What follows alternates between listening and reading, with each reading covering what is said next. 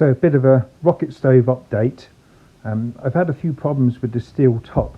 I didn't really enjoy using a ceramic glass top because I couldn't work out a way for it not to spot heat, and I couldn't spread the heat over the whole top.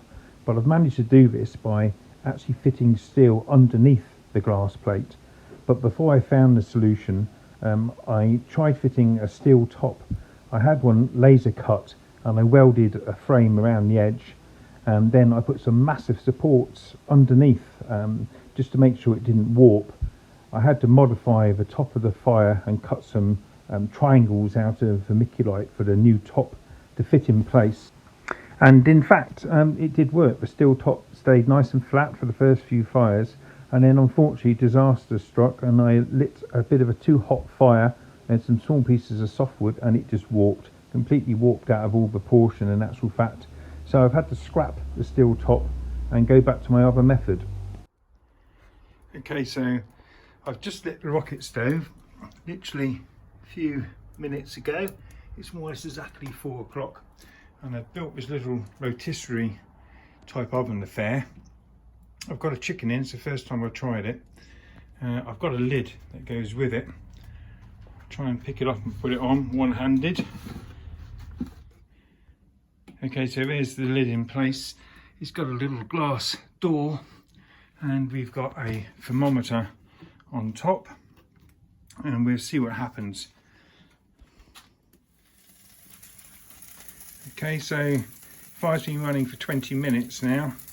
The temperature's gone up to about 260 degrees centigrade on the base plate, and the sides seem to be about 190.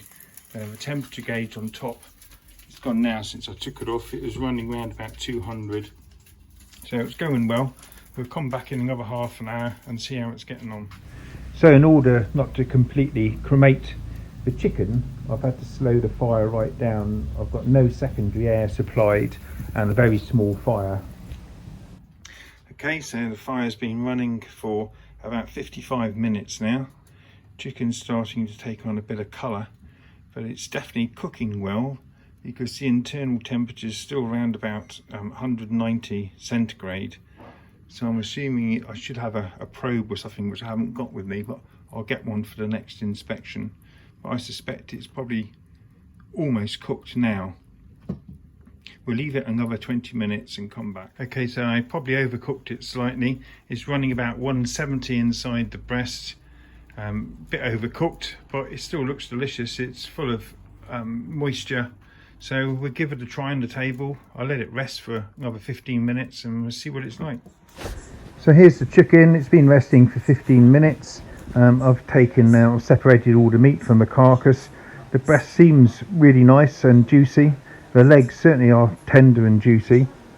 It was quite an interesting experience for the first time. I think I'll probably do it slightly better next time. I might have slightly overcooked it, but a success.